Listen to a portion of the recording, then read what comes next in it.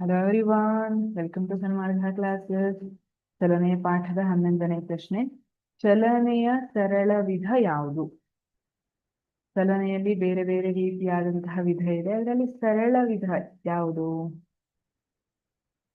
ಸರಳ ರೇಖೆಯ ಚಲನೆ. ಸರಳ ವಿಧ, ಸರಳ ರೇಖೆಯ ಚಲನೆ. ಸರಳ ಸರಳ ಎರಡರಲ್ಲೂ ಸರಳ. ಈಗ ಸರಳ ರೇಖೆಯ ಚಲನೆ ಅಂದ್ರೆ ಏನು? ಒಂದೇ ರೇಖೆಯಲ್ಲಿ ವಸ್ತು ಚಲಿಸ್ತಾ ಇದ್ರೆ ಅದರ ದಿಕ್ಕು ಬದಲಾಗಬಾರದು. ಅದನ್ನ ಏನಂತ ಕರೀತಾರೆ? ಸರಳ ರೇಖೆಯ ಚಲನೆ ಅಂತ ಕರೀತಾರೆ. ಈ ಸಮಯದಲ್ಲಿ ಅದರ ವೇಗ ಮತ್ತೆ ದಿಕ್ಕಿನಲ್ಲಿ ಬದಲಾವಣೆ ಇರೋದಿಲ್ಲ, ಸರಳ ರೇಖೆಯಲ್ಲಿ ಚಲಿಸ್ತಾ ಹೋಗುತ್ತೆ. ಅದನ್ನ ಸರಳ ರೇಖೆಯ ಚಲನೆ ಅಂತ ಕರೀತಾರೆ.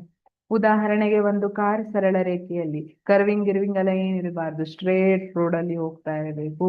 ನೀವು ರನ್ನಿಂಗ್ ಮಾಡ್ತಿದ್ದೀರಿ ಅಂತ ಇಟ್ಕೊಳ್ಳಿ, ಸ್ಟ್ರೇಟ್ ರೋಡ್ ಅಲ್ಲಿ ರನ್ನಿಂಗ್ ಮಾಡಬೇಕು. ಅಥವಾ ರೈಲ್ವೆ ಹಳಿ, ರೈಲು ಹೋಗ್ತಾ ಇದೆ, ರೈಲು ಆ ಕಡೆ ಈ ಕಡೆ ಹಿಂಗ್ ಕರ್ವಿಂಗಲ್ಲೆಲ್ಲ ಹೋಗಬಾರ್ದು, ಸ್ಟ್ರೇಟ್ ಆಗಿ ಹೋಗ್ತಾ ಇದೆ ಅಂದ್ರೆ ಸರಳ ರೇಖೆಯ ಚಲನೆ. ಒಂದೇ ರೇಖೆಯಲ್ಲಿ ಹೋಗ್ತಾ ಇದ್ರೆ ಈ ರೀತಿಯಾಗಿ ಅದನ್ನ ಸರಳ ರೇಖೆಯ ಚಲನೆ ಅಂತ ಕರೀತಾರೆ. ಇದು ಬಹಳ ಸರಳವಿದೆ, ಯಾಕೆಂದ್ರೆ ಇಲ್ಲಿ ದಿಕ್ಕಿನ ಬದಲಾವಣೆ ಏನು ಇರೋದಿಲ್ಲ. Thank you.